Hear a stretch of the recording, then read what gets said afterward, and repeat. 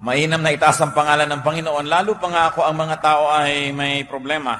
Ang mga problema ay bahagi ng isang buhay na kumpleto at buhay na talagang makulay. James 4:14, why you do not even know what will happen tomorrow. And this kind of uncertainty is one of the realities of life that people have to live with. Na hindi natin alam na napakaayos ng lahat ngayon, biglang naiiba ang timpla ng buhay, nagkakaproblema. So dapat ang tao laging handa when we become down and out.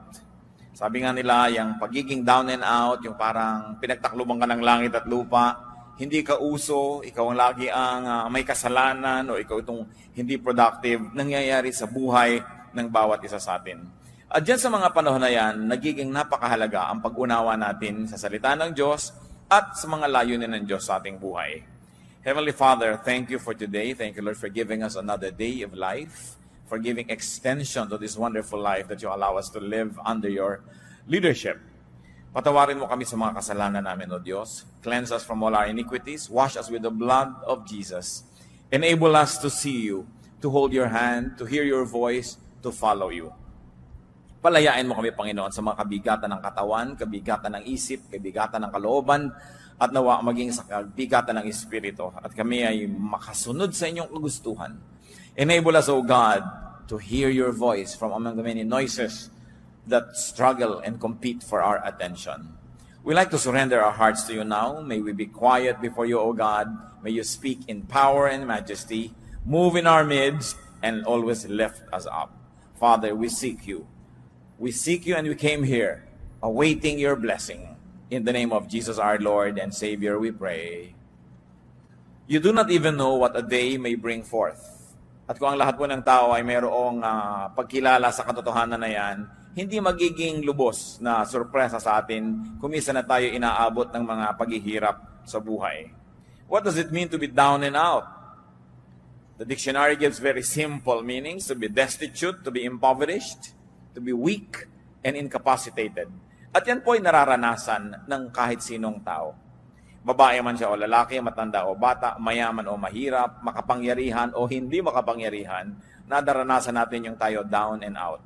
Yung parang pinagtakluban ka ng langit at lupa, parang hindi ka uso, wala nang puwang para sa'yo sa buhay na ito. Yung iba po na hindi nakakalampas sa ganyang negative feeling, kuminsan they even kill themselves. Or they become desperate and kill others. At dapat handa tayo sa ganyang mga uri ng panahon. What can we do and what wisdom can we glean from the Bible as to about what we can do when we are down and out?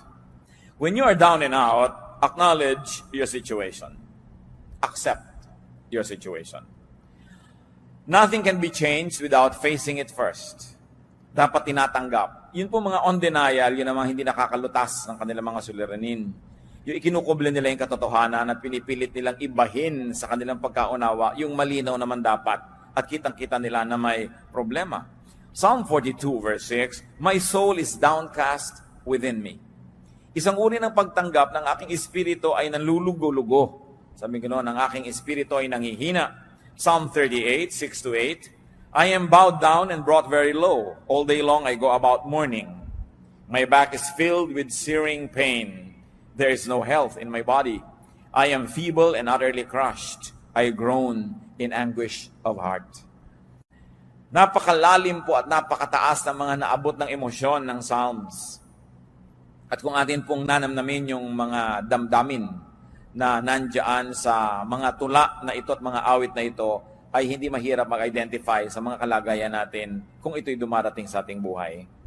Kinikilala niya na sobrang daw akong napayuko, sobrang na ako naging na-humble, sobrang na akong nakuba sa mga problema at sa mga hirap na dinadara. Proverbs 14, 10 and 13, each heart knows its own bitterness. Even in laughter, the heart may ache, and joy may end in grief. Isang malungkot na katotohanan, subalit hindi kailangan sobrang maging malungkot dahil pwede namang maiba ang inuuwian ng ganitong mga kalagayan sa buhay. At ang tangi lang daw na yung may-ari ng puso, yung may katawan, yung may kalooban ng lubos na makakaunawa sa lalim ng kanyang mga kapighatian. Sa mga pait na kanyang dinaranas, walang pwedeng makishare nun. People can only approximate So huwag po natin sinasabing, I understand. I know. We don't know how people feel.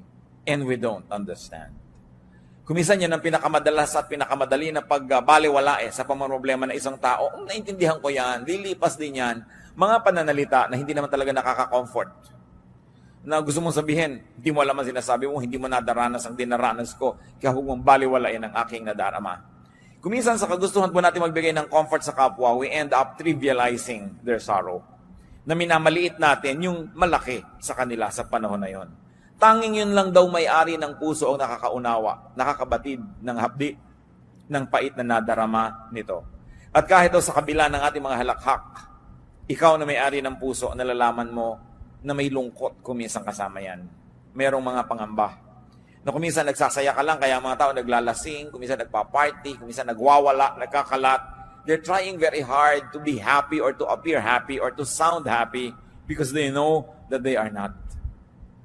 Kaya sabi niya, alam niya yan, even in laughter, the heart may ache. Meron talagang nadarama ang isang puso at may mga kabigatan. Baliwala na ito ay itanggi. Dapat tanggapin mo, malungkot ako ngayon. I feel down and out. I don't feel nice. I feel low. I have such low self-esteem. Or I am sad. I feel dejected and rejected and alone.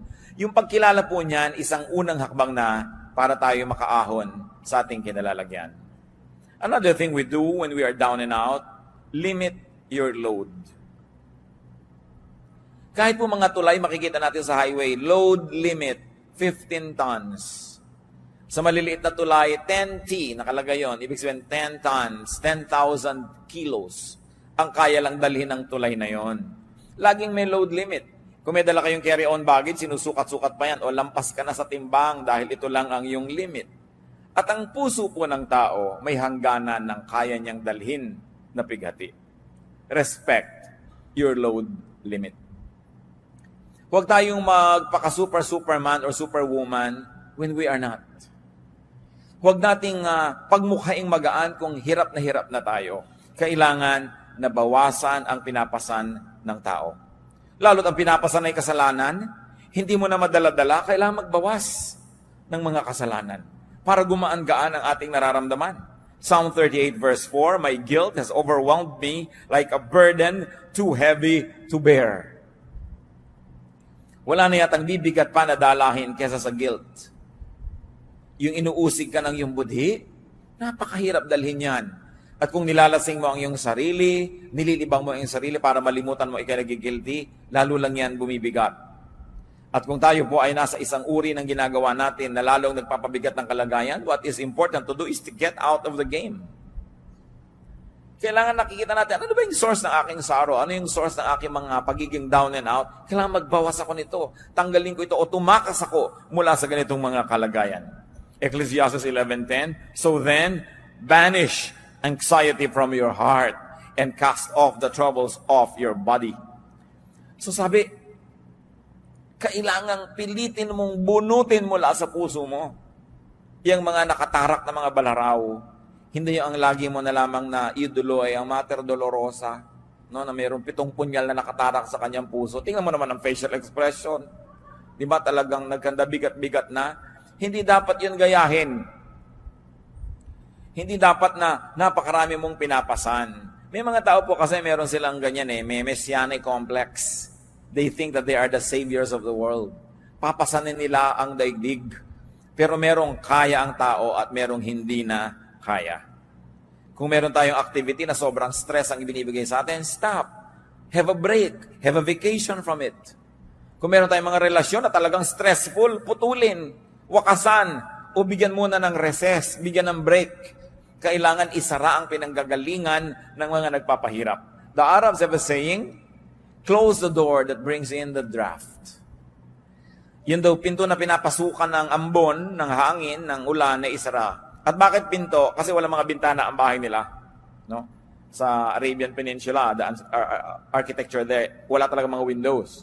So ang isasara nila, pinto, sa atin, bintana. At tayo kasi may mga media agwa, bihira tayong tinatamaan ng ulan papasok sa bintana, di ba? Pero sa kanila, basta umulan kasi hindi kasama sa plano ng architecture nila, pasok agad sa bahay nila. So sabi nila, close the door that brings in the draft. even the wind that you don't like. Mga kapatid, kung sakasakali that you're feeling down and out, or you're about to feel down and out, i-identify nyo agad saan nagmumula itong feeling na ito. Sino ang nagdadala nito sa buhay ko? Anong activity ko ang pinagmumulan nito? At agad-agad ninyong itigil, isara, bitawan, pagpaalaman, dahil hindi marapat na patuloy kayong magdala ng load hanggang mag-break. Marami mga nagbe-break eh. Kahit yung mga circuit breakers, may load lang dapat ang isang bahay na dinadala niya ng kuryente. Kaya tayo may fuse. Pag sobrang pumasok na kuryente, hindi kakayanin ng load, magtitrip ang fuse. Titigil sa pag-andar para i-protect yung bahay sa pagkakasunog. Ang katawan natin, may load yan ng pagod, kaya natutulog. Kaya itinutulog yan, kasi sinasabi ng katawan mo, tapos na ang load mo, hanggang dyan ka na lang. Ano nangyayari po sa mga nagda-drugs? Kadalasan 3-4 na araw walang tulog. Kakaya nilang tumayo na walang tulog. Pero tingnan nyo, para sila mga naglalakad na kalansay. Kasi hindi talaga kaya ng katawan, artificial lang yung power. At lahat ng bagay na artificial, may bayad. May singil. Ang hindi ipinagpapahinga, ipagpapahinga mo rin yan. Kaya yung talagang ayaw magpahinga, nagkakaroon ng karamdaman. Wala nang magawa dahil talagang hindi na kayang bumangon. Babawi at babawi ang katawan sa mga utang natin sa Kanya. So what could be giving you load? Limit your load. You have to be kind to yourself. Another thing to do when we are down and out is to share your burden. You not only limit your burden, but you also share your burden with a friend. To confide in a friend is very important.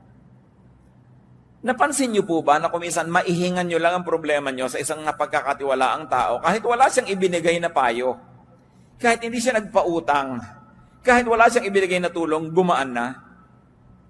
That's important to have friends. Friends divide our sorrow and they multiply our joy.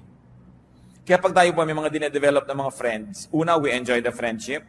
2, they enjoy our friendship. And 3, if you have not yet relied on that kind of friendship, you are just saving for a rainy day. Nakakailanganin mo isang kaibigan na pwede mong pagkatiwalaan, pagsabihan ng mga problema mo na hindi mo masabi sa iba, nakakagaan. Deuteronomy 1:12, but how can I bear your problems and your burdens and your disputes all by myself? Sabi, hindi ko kaya yan mag-isa. Kailangan meron akong kasama. Kailangan meron akong katuwang. Ecclesiastes 4:10, if one falls down, his friend can help him up. Kung wala kang ginawa kundi magyabang sa iyong kaibigan, magpa-impress, magpasikat, paano mo nga aminin sa kanya? Paano ka magpapatulong sa mga kabigatan? Kaya kailangan meron ka man ng 1 o 2 tao sa mundo na hindi mo ini-impress.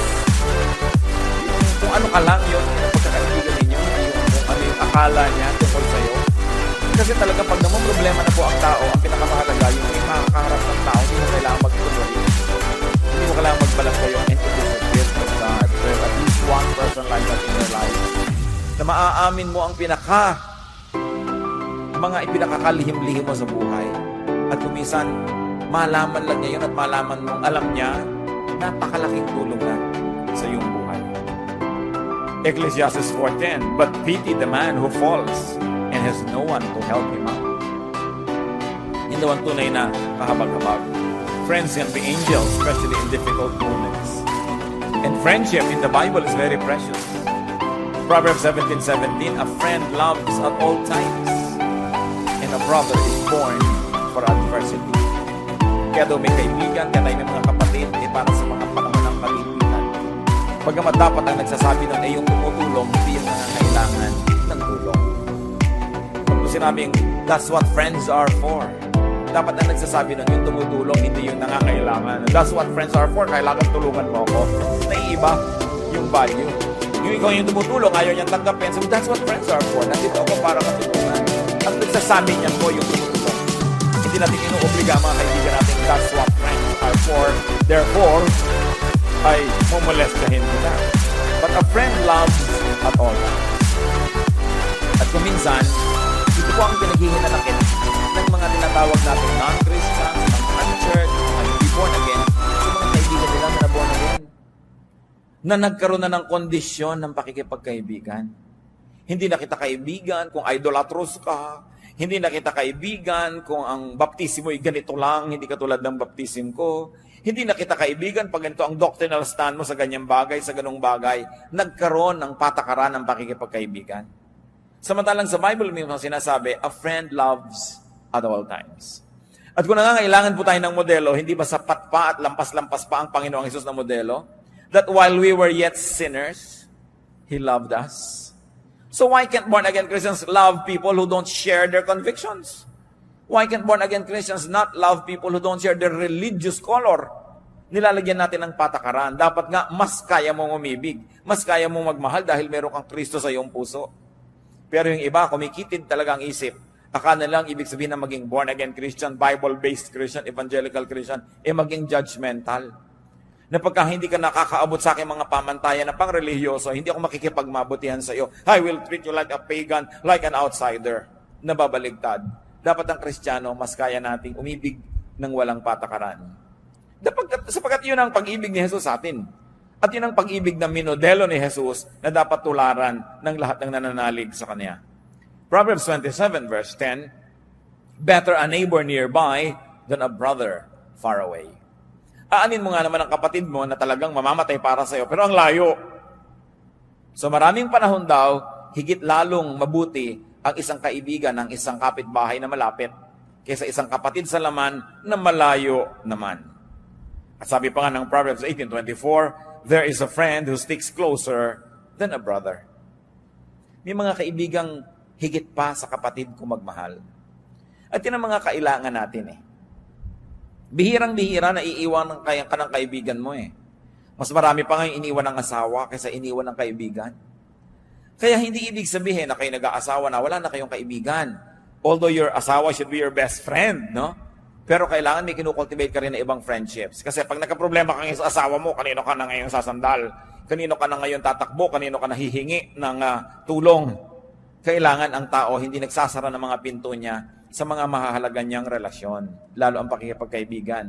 Pero, at ito'y napakalaking pero, yung mga dati niyong kaibigan, no? Hindi niyo na dapat ipagpatuloy ang pakikipagkaibigan kung may asawa na kayo. At yung mga dating mga kaibigan, hindi na kayo dapat umaaten sa kasalan ng mga kaibigan ninyo na magpapakasal. Kasi day nila yun nang aagaw ka pa kumisa ng eksena ng bride o ng groom dahil ipinaggigiitan mong yung sarili. Kasal nila, nandun ka. Nakaka-offend. At may mga nakita na akong ganyan. Kasal lang may kasal, nandun pumupuesto pa at nangaagaw pa ng eksena. Alam na alam ng lahat, may kahapon sila na pinagsaluhan nung isa doon sa ikakasal. Tapos andun pa siya at gusto pang makisalo habang buhay. No? Kailangan lumalaki tayo sa lugar. But friends without the romantic connection must be maintained and kept. And they can give us balance also. So, have, and keep friends. Kung maglalagay tayo ng therefore sa mga pinag-uusapan natin, kailangan ng tao talaga may mga kaibigan. Mapalad yung mga tao na yung kalagayan nila sa buhay ay mas madaling makipagkaibigan. Kasi meron pong mga kalagayan na hindi ganun kadali na makipagkaibigan. Hinihingi ng inyong kuminsan ng mga tungkulin na maging mailap kayo ng konti sa mga tao dahil may pinangangalagaan kayo na integridad ng inyong mga tungkulin. Pero mas higit na mapalad yung mga hindi kailangan gawin yon sapagkat mas madali sa kanila ang makipagkaibigan. What else should we do when we're down and out? Get and receive help, which is what we have been talking about anyway. Kailangan ang tao tumatanggap ng tulong. Paminsan-minsan, hindi yan masama. Ang masama lang kung wala na tayong ginawa kundi sumandal, maging pabigat sa kapwa natin. Pero there are moments. Job 16:20, my intercessor is my friend as my eyes pour out tears to God. So kung sino ang nag-i-intercede for us, those who are praying for us, those who are standing between us and other people, our intercessors, they are friends. So how can we develop friendships? Help others when able. Isaiah 41:6, each helps the other and says to his brother, be strong. Napakahalaga nung nagtutulungan at nagpapalakasan at pinapalakas mo ang iyong kapwa. Plant and therefore harvest good seeds. Habang gumagawa po tayo ng mabuti sa ating kapwa, dapat lang natin itanim sa ating isip na gumagawa tayo ng mabuti. Period. Pero alam din natin na ang Biblia rin ang nagsasabi na ang mga paggagawa ng mabuti ay meron ding kakambal na pag-aani. Pero ang napakasarap po na isa-isip habang gumagawa tayo ng mabuti sa ating kapwa, ipag-pray natin, Lord, ito pong tinutulungan ko, nawa kahit kailan, hindi ko kailanganin ang tulong niya. Hindi dahil mayabang tayo, kundi sabi natin, Lord, i-bless niyo po ako na lagi na lang akong tumulong ng tumulong sa kapwa. Magbigay ng magbigay. Kahit hindi na dumating pa yung panahon na ako ang sisingil, ako ang nangangailangan dahil total, lagi mo naman akong binibless. Hindi masamang prayer. Kasi na-check din ang ating mga intention. Kasi kung minsan, tulong tayo ng tulong, yung pala dahil natutulungan din ito ko later, investment lang. Napakaganda nung tumutulong ka lang dahil gusto mo lang tumulong. Pero kahit pa nga, hindi ganun kalinis lagi ang iyong kalooban, ang sinasabi sa Bible, pag may itinatanim, may inaani ang tao. So just always consider it. When you're doing good, you're just planting and planting and planting. If you are not able to harvest from the same person, the God of the Bible who says, what you sow, you will reap, will see to it that you will reap it from somewhere else, from someone else, basta darating at darating aani ng itinatanim. Kaya napakainam po mga kapatid, na gawing policy natin sa buhay. Kung tayo'y matibay, at anong ibig sabihin ng matibay? Yung hindi tutumba ka na, matibay ka lang, nakatayo ka, humanap ka lagi ng matutulungan. Magtanim ka ng mabuti. Sapagkat sa paggawa natin ng mabuti sa ating kapwa, una, ikinalulugod ng Diyos. At kung nalulugod sa iyo ang Diyos, paano ka naman malulugi? Number 2, nalulugod din sa iyo ang iyong kapwa. At generally speaking, ang mga tao naman ay marunong tumanaw at makaalala kung sakaling ikaw naman ang mangailangan. No? Bihira naman yung talagang lumilimot eh. So, meron ka rin dyan ng mga benefit. At pangatlo, tuwing tumutulong tayo sa kapwa, lumalakas tayo. There is something miraculous about helping people, that when you keep on helping people, you become stronger and stronger and stronger. So that when the same storm happens to strike you, you are now well-equipped, not only to survive, but also to prevail. So plant good deeds. Galatians 6:7, a man reaps what he sows. Kung ano itinatanim ng tao, inaani. 2 Corinthians 1:3-4, praise be to the God and Father of our Lord Jesus Christ, the Father of compassion and the God of all comfort, who comforts us in all our troubles, so that we can comfort those in any trouble with the comfort we ourselves have received from God. Parang masyadong verbose, pero ang ibig lang sabihin, pag nagko-comfort ka ng iba, pag ikaw naman ang nangailangan, you will also be comforted.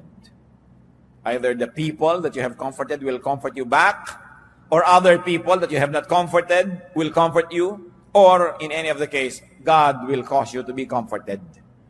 Walang pagbibigay ginhawa sa kapwang nagigipit, walang pagbibigay tulong ang hindi sinusuklian ng langit ng gantimpala. What else do we do when we are down and out? Seek God. Madalas, yun lang pala ang dapat gawin kasi nagiging paalala ng kalangitan sa taong nakakalimot yung mga kanyang pagiging down and out. Sometimes feelings of inadequacy and failure, even ill health, danger, are just reminders from God that we are forgetting Him. At ipanalangin natin na hindi na kailangan natin ng mga dramatic reminders from God para lang tayo magbalik loob at maalala siyang muli. Dahil talaga namang 99.99% ang taong nagigipit, nagkakasakit, nagkakaproblema, biglang nagiging makadiyos muli. Biglang-biglang nagiging relihiyoso na naman. Biglang-biglang nagiging madadasalin at gustong ipagdasal din siya ng iba. Biglang nabubuklat uli ang mga inaanay na Biblia at biglang umaattend uli ng mga religious services na matagal na hindi sinisipot pag ang tao ay sobrang nagigipit. Kaya yung pagiging gipit din po mga kapatid, kung ang nagiging bunga ay nagbabalik loob tayo sa Diyos, yan man ay pagpapala. Pero ipanalangin natin, huwag na tayong dumating sa ganon, na talagang inilugmo ka, pinaluhod, binugbog para lang duguan kang bumalik sa paanan ng Diyos. Dahil talaga ang tao, pagka wala nang maipagyabang, yun na lang ang huling gagawin magbalik loob. Humingi ng tawad at humingi ng habag. Napakasarap yung ang ganda-ganda ng buhay mo, ang ginahawa, tapos ang lapit-lapit mo pa sa Diyos. Yung hindi ka na kailangan magkaroon ng mga panganib at hirap para lang lumapit muli sa Diyos. So pag down and out po tayo, isa rin dapat nating isipin, baka paalala to ng Diyos na sobra na ako nagiging mayabang, sobra na ako nagiging makasarili, O iniaasa ko na ang kaligayahan ko at ang ikabubuti ng buhay ko sa kapwa-tao ko lamang at nalimot ko na yung Diyos, that God is no longer in the equation. Psalm 121 verses 1 to 2. I lift up my eyes to the hills. Where does my help come from? My help comes from the Lord, the maker of heaven and earth. Maganda yung picture nito sapagkat yun pong Jerusalem ay nasa ibabaw ng pinakamataas bundok doon sa lugar na kinilalagyan niya. So yung pagtingin mo sa mga ibabaw ng mga bundok, kahit may mga ibang bundok ka rito sa pagitan mo at ng Jerusalem, pag tumingin ka dyan, lumalampas pa rin yung paningin mo, makikita mo pa rin yung ibabaw ng Jerusalem. At kung hindi mo man makita yon, na-imagine mong nandun yun, at naaalala mo ang templo, naaalala mo ang Diyos. So this is really a figure of speech. To lift up your eyes to the hills. Many people will lift up their eyes to the clouds or look at the rain. Some people can even remember God by looking into a microscope. Whichever helps you remember God, dapat meron kang ganung ritual sa buhay. Meron ting nakakakita ng maraming pagkain, naaalala niya ang Diyos. Meron naman at yung kikilo siya at malusog, naaalala niya ang Diyos. Dahil na ikukumpara niya nung siya'y halos malumpo, na hindi makalakad. Ngayon, ramdam na ramdam niya yung lakas niya, naalala niya ang Diyos. Ano pang nagpapaalala sa inyo sa Diyos? So this writer of the song says, I lift my eyes to the hills. What do you do? Physically, symbolically, to remember God. Mahalaga meron tayong ganun. So, kung meron po tayong mga panlulumo, if we're down and out, una nating isipin, may kasalanan ba ako sa Diyos? Meron ba akong dapat isuko? Meron ba akong dapat na ayusin? And repent if needed. Repentance lang palang kailangan. Pagbabalik loob lang sa Diyos, tapos bumalik na uli ang kanyang kalusugan, bumalik na uli ang kanyang kasiyahan. At kung hindi man bumalik yung kalusugan, hindi man bumalik yung kasiyahan o kayamanan, yung nagbalik loob ka sa Diyos, by itself is a prize. Hindi mo sasabing, Lord, nagbalik loob na ako sa inyo, o nasa na yung ginawa, nasa na yung premyo, nasa na yung kayamanan. Sapagkat yung pagbabalik loob lang sa Diyos, mismo yun na. Pero kadalasan may dagdag pa yun. Kasi tayo mga tao, sa natin pinagdaan, pinag-ibig na natin kasi may dagdag. So pinadagdagan ng Diyos na nagbalik loob ka na by itself is a blessing. May mga kasama pa yan. Kasi yung struggle na yun. Nare-resume yung Diyos. Nagkakaroon tayo sa may buhay. Nakakakita ka ng mga nasusukat para magdaman ng mga pagkatuo. Parang Diyos na yung ano po nangyayari sa isang tao? Alam na alam niya may kasalanan siya. Meron siyang mali. Kakatagan niya, ganyan na yung buhay niya dahil sa kasalanan niya. Magpapabangan mo siya. Ano nangyayari? Psalm 32 verses 3 to 5. When I kept silent, my bones wasted away through my groaning all day long. For day and night your hand was heavy upon me. My strength was sapped as in the heat of summer. Then I acknowledged my sin to you and did not cover up my iniquity. I said, I will confess my transgressions to the Lord, and you forgave the guilt of my sin. Napakagandang patotoo ito. Inaawit-awit ng mga henerasyon ng mga mananampalataya. Sabi nung nagmaang-maangan ako, nung ikinubli kong aking mga kasalanan, itinago at pinagmukha kong hindi ito kasalanan, sabi, pati ang aking mga buto ay halos mga bulok nang hina. At yun po nagkakaroon ng mga sakit sa buto, ang makakapagpatotoo sa atin kung gaano kasakit ang sakit sa buto. Many of us have no idea kung gaano kasakit ang sakit sa buto. Sabi niya, my bones wasted away through my groaning all day long. At bakit daw? Dahil gabit araw, dinadaganan ako ng inyong kamay. Ano mangyayari sa isang taong dinadaganan ng kamay ng Diyos? Yun lang talikuran ka ng Diyos, napakalaki ng hirap yan. Yun lang hindi dinggin ang iyong mga panalangin, yung pangdaganan ka ng kamay ng Diyos. Wala kang susulingan.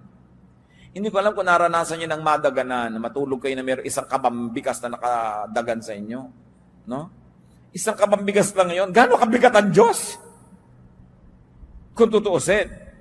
So sabi, habang ikinakaila ko yung kasalanan ko, habang nagmamatigas ako, habang pinagpipilitan ko yung akin, at ayaw kong sundin ang yung kalooban, yan ang nangyari sa akin. Dinaganan ako, pinisa, pinipi, no? ng inyong kamay. Subalit, sabi niya, nung aminin ko ang kasalanan ko at di ko na pinagtakpan pa ang aking sarili, tinanggap ko ang aking pagkakamali at hiningi ng tawad. Sabi ganon, nung ako'y humingi ng tawad at nagbalik loob, pinatawad mo ako agad. At inalis mo ang bigat na nakadagan sa akin. You took away the guilt of my sin. Yun ang bigat eh. Napakabigat. Bakit yung bigat ng loob, no? Hindi mo naman matimbang. Kahit sumakay ka sa timbangan, ang bigat ng loob mo, hindi naman nakukuha ng timbangan yung bigat eh. Pero alam mong napakabigat. At alam mo na kung ang gaan ng kalooban mo na halos magsayaw ka palaka dahil ang gaan. So ang sinasabi dito mga kapatid, bakit naman natin pinapatagal yung bigat? Lalo't kung alam naman natin ang pinagmumulan ni kasalanan. Lalo't kung alam natin ang pinagmumulan ni isang negative attitude, isang maling pananaw, ba't hindi na lang isuko yan? Total, susuko ka rin dahil hindi ka naman mananalo, Diyos yun eh. Pinapatagal mo lamang ang pahirap sa sarili. Sabi, isuko yan. When I confess my transgressions, you forgave the guilt of my sins. Hindi nga hininga ng bayad eh. Confession lang. Aminin mo lang at magbalik loob ka. So what do we do when we are down and out and we have found out that it's because of our personal sin? Seek and receive restoration.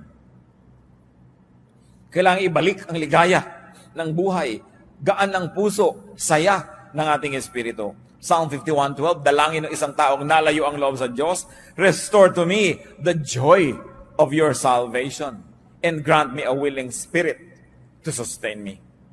Ibalik mo sa akin ang ligaya ng kaligtasan.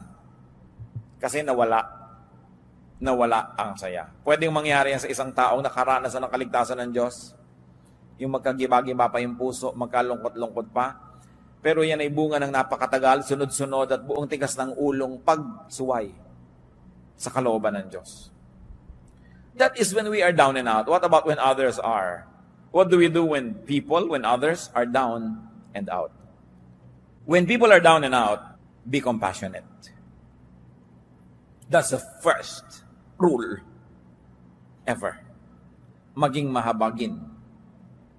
Colossians 3:12, as God's chosen people, clothe yourselves with compassion, kindness, humility, gentleness, and patience. Be compassionate with people. Hindi yan panahon para manisi. Hindi yan panahon para magpasikat. Nakita mo, tama ako. Kailangan ko ang tao down and out. We become kind. Nararamdaman lang ng tao na kailangan siyang maging mabait at mabuti. Kung naranasan na niya sa kanyang buhay na mga ilangan ng bait at buti ng kapwa. Kung naranasan niyo na pong makorner, wala kang kapiyok-piyok dahil corner na corner ka, ang tanging kailangan mo, kabaitan. Yung down ka, wala ka talagang maipagmalaki ni ano, ang tanging kailangan mo lang sa tao, kabaitan. Pag wala kang maibigay na excuse, dahil talagang obvious na obvious ang kamalian mo, anong kailangan mo? Kabaitan. Pero tayo po mga tao kadalasan, pag nakakita ng kahinaan, sinasamantala yon. O ano, gaganunin mo pa ngayon. Eto ka ngayon, lalapit-lapit ka sa akin. Ganyan ka pa. Hindi po ganyan na klaseng trato ang kailangan ng taong nagigipit. Kasi the heart knows its own sorrow. At napakabuti siguro, bagamat hindi ko idinadalangin na maranasan natin, pero maranasan din natin yung magipit, maging sobrang kawawa, para malaman mo na kailangan mo rin maging mabait. Para ma-realize mo ang halaga ng kabaitan. Kaya nakakalungkot ang isang taong tumatanda, nagkakaedad, masungit pa rin. Yung hindi pa rin maunawain, hindi mapagbigay, hindi mapagkatili, hindi mapagpatawad. Kasi para namang wala siya natutunan sa buhay niya. Para namang di niya naranasan ang mga hirap sa buhay. But Satan can always deceive us because bitter experiences can make us better. But bitter experiences can also make you bitter. Tingin mo lang, will I be bitter? Will I be better? Sa mga nararanasan ng hirap ng buhay. anong gagawin ng followers ng mga tao? In the Jesus of spirituality, at yan po ay isang basic value na kahit anong major religion sa mundo, to be kind to the weak. At yan ay pinrefect ni Jesus ang example.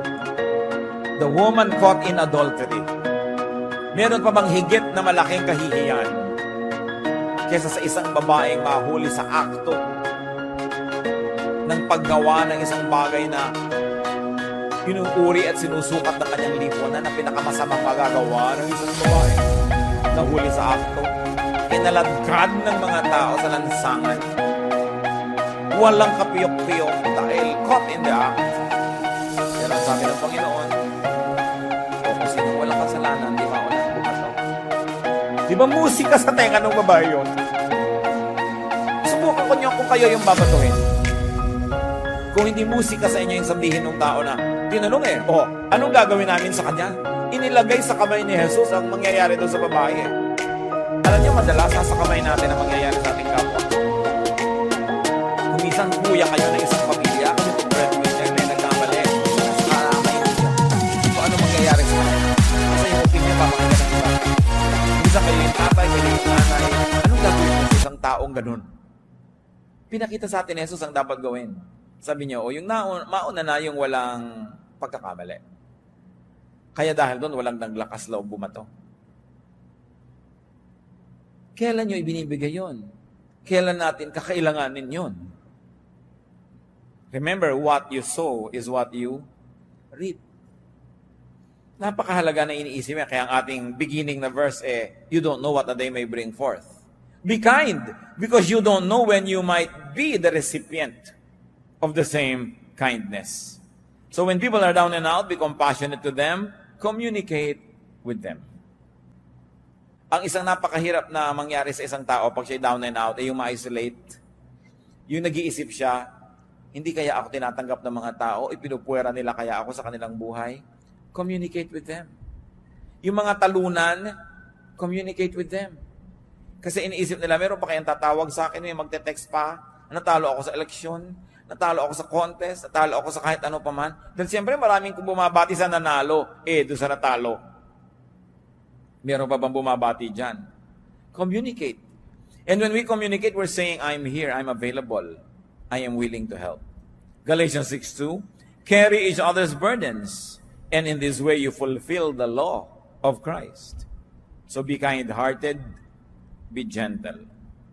Ephesians 4:2, be completely humble and gentle. Be patient, bearing with one another in love. Maging mapagpatawad, mapagpaumanhin, at pairalin ang pag-ibig. Another thing we do when people are down and out, be reachable. Be available to help. Job 6:14, a despairing man should have the devotion of his friends, even though he forsakes the fear of the Almighty. Nakita niyo sinasabi ni Job? Kahit pa hindi ako matakot kayo sa Diyos, kahit magreklamo ako sa Diyos, kahit hindi ako maging makad-Diyos, kahit ano pa pagsasabihin ko dito, kaibigan ko kayo, dapat bigyan niyo ako ng inyong katapatan, ng inyong debosyon. Nakita niyo yung sabi niya, a despairing man should have the devotion of his friends, even though he forsakes the fear of the Almighty. At dito, bumabagsak yung maraming mga Christians.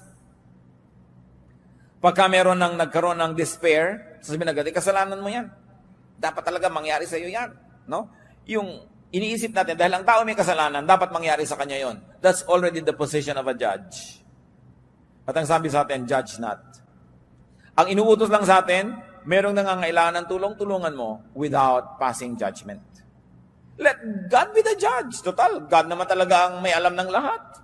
Siya ang nakakaunawa ng lahat, so hayaan natin yung paghuhusga sa Kanya. Ang gawin natin, yung inuutos sa atin, to be compassionate.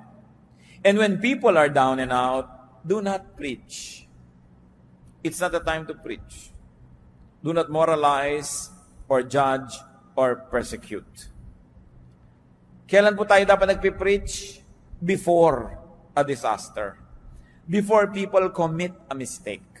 Tinuturuan natin, binibigyan natin ng mga paalala, ng mga example, encouragement. Pero oras na sila'y nagkamalit na dapana, ang susunod na gagawin na natin is compassion, kindness, love, support. para makarecover ang tao, hindi preaching.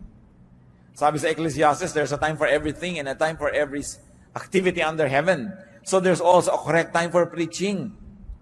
Dahil kung yung tao down and out, hindi nakikinig yun. Preach ka ng preach, nakikita niya gumagalaw yung bibig mo pero wala yan nadidinig. Kasi ang laman ng puso niya, yung kanyang pighati.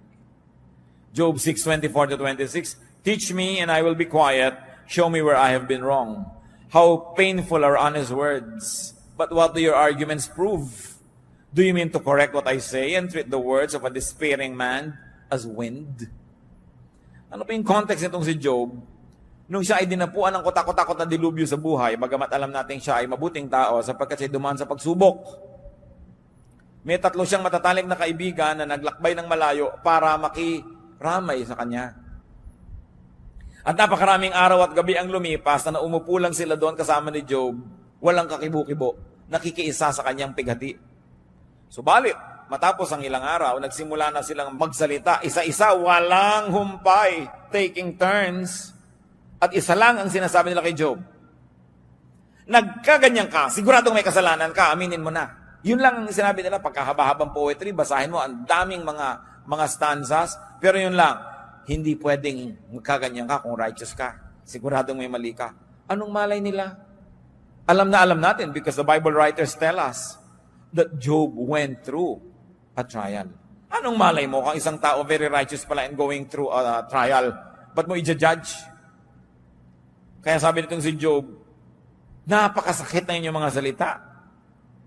Ano ba ang gusto niyong gawin ngayon? Ituwid niyo lahat ng mga sinasabi ko at baliwalain niyo ang lahat ng aking mga pangangatwiran. Ang ipinagpipilitan ninyo, dapat mangyari sa akin to dahil meron akong kamalian. At marami po ko alam mga kapatid, mga Christian na naman, pupunta sa may sakit na malubha. Kawawa ka naman, sister, ito ang pinya, o ito ang ganito, ito ang ganyan. Mamaya, sister, baka naman may dapat kang i-confess. Wala, bakit ka nakaganyan? Kung hindi ka may kasalanan. Mamaya talaga inuusig-usig na niya yung nakahiga doon. Mabuti pa, di nila siya dumalaw. Kasi, kung totoong may kasalanan yung tao, hindi na siya kailangan paalalahanan. Alam na niya yon. At kung kayo may sugat, gusto niyo bang dinudot-dot po? Ay, may sugat ka. Ito yung sugat mo. Didiin mo pang ganun. Hindi mo kailangan yun. Sensitive ka na nga. Ang kailangan mo ay kabaitan ng tao. At hindi ko man naging mabait sa iyo, ay magpapalusot ka na sa Diyos. Lalo ka nga nagigilty kung mabait yung kaharap mo, di ba? Kung hindi ka inuusig, mas nagiging defensive ka nga kung usig siya ng usig. Siyempre, offensive siya, defensive ka. Pero kung walang offense, there'll be no need to be defensive. And people can be more open to the ministration of the truth. So, if people are down and out, it's not a time to preach. Mga kapatid, kung magpipreach kayo sa isang taong nagkamali na, ibig sabihin, hindi kayo nag-preach bago siya nagkamali. Ibig sabihin, marami kang pinalampas sa pagkakataon, doon ka dapat nagturo, doon ka nagbigay ng patotoo, doon ka nagbigay ng example. Pinalampas mo, tapos ganyan ka pa magtuturo kung kailan nagkamali na. It's not a time for that. Although, I believe that there's a time for another preaching. There is a time for another reminder, but not during the moment of crisis. Because the person will not be mentally and emotionally receptive to you.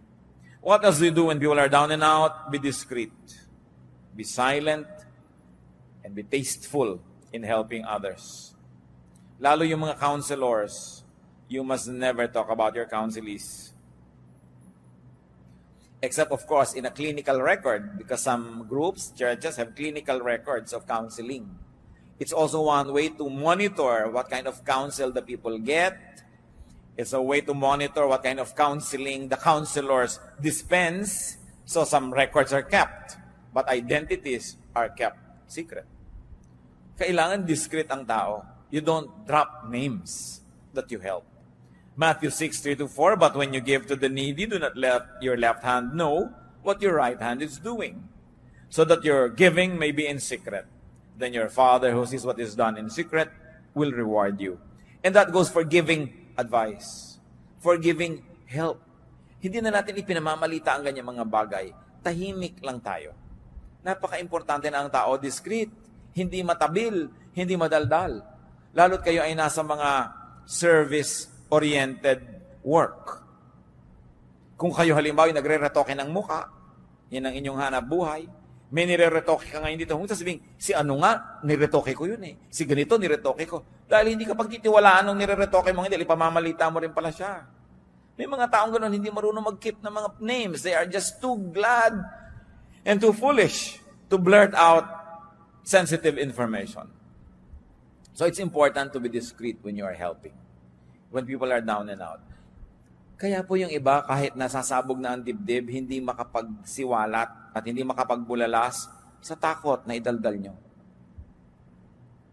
Pero kung tayo lang ay napagkakatiwalaan, at napapatunayan natin sa kapwa natin na pagkakatiwalaan tayo, kung dumating ang pangangailangan na kailangan nila ng mapagkakatiwalaan, lalapit sa atin, it's a great, great, great gift that we could give to people. I will place that among the top 3 gifts that you could give to others, that they trust you. And if you're really trustworthy and they trust you, can you imagine what kind of gift you give them? You assure them that they can trust you and they can share things with you. Anong luwag ang maibibigay natin sa tao? Anong uri ng ginhawa ang maibibigay natin kung tayo ay napagkakatiwalaan? And of course, what else do you do when others are down and out? Of course, pray for the person in need. James 5:16, therefore confess your sins to each other and pray for each other so that you may be healed. The prayer of a righteous man is powerful and effective. So ipanalangin ang mga tao who are down and out. Avoid talking about them. Napakadaling matukso na pag-usapan ang mga hirap at ang mga crisis ng kapwa. Pero dapat ipanalangin kaysa pag-usapan. Helping and being helped are parts of life. Kailangan tayo ay humble enough to acknowledge that we need help and kind enough to extend it. Be humble when down and out. Yung iba naman down and out na mayabang pa. Hindi tuloy-tulungan ng kapwa. Gusto pa ng kapwa tuloy makita, lalo pa siya magkabuwal-buwal para maging humble. So be humble when down and out. Be humble when not down and out. In fact, be humble when strong. Because you don't know what a day may bring forth. Life is a mist. Life situation can change in an instant. Proverbs 27:1, do not boast about tomorrow, for you do not know what a day may bring forth. Ano ang magandang pamantayan kung paano tayo makikitungo sa mga down and out? Simple lang mga kapatid, kung paano nyo kayo gustong pakitunguhan kung kayo ang down and out. Ganun lang. Paano nyo itatrato yung mga anak ng kapwa nyo na nagkamali? Simple. Paano nyo gustong itrato ng ibang anak nyo? Kung yung anak nyo ang nagkamali. Paano nyo itatrato yung mga nadapa? Simple. Kung paano nyo gustong maitrato kung kayo yung madapa. Be kind and gentle. Be ready to help and be willing to be helped. Aming Diyos, salamat sapagkat kayo yung Diyos na nagtuturo ng mga maraming mga praktikal na bagay sa buhay. Na bagamat ang buhay na ito ay maaring mapuno ng mga hirap, mga pagsubok, pasanin, hindi naman nawawala ng tulong na available from you and from your teachings. Turuan niyo kami, Panginoon, na maging mabait sa aming kapwa, maging sa aming sarili. Magbawas kami, Panginoon, na nagpapabigat sa aming buhay. Turuan mo kami ngayon, Panginoon.